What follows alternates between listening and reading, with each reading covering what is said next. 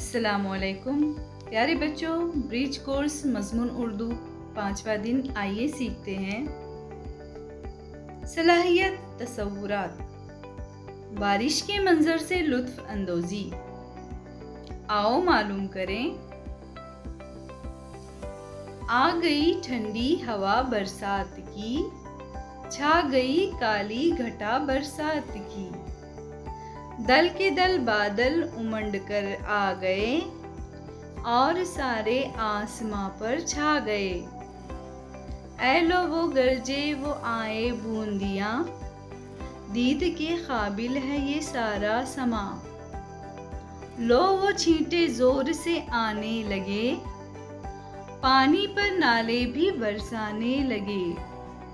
वो गरज बादल की वो बारिश का जोर, शहर की गलियों में वो बच्चों का शोर। बेतहाशा दौड़ते फिरते हैं ये, उठ खड़े होते हैं जब गिरते हैं ये। नाव कागज की बनाता है कोई, गीत सावन के सुनाता है कोई।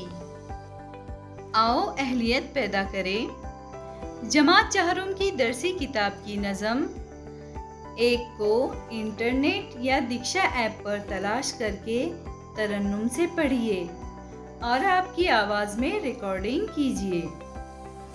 आओ मश्क करें, मिसरा मुकम्मल कीजिए। दल के दल बादल डैश डैश, दीद के काबिल है ये डैश डैश। बरसात के बाद कौन सा मौसम आता है? आओ तख़य्युलाती बने चैलेंज, बारिश का लुत्फ़ हम और किस तरह उठा सकते हैं।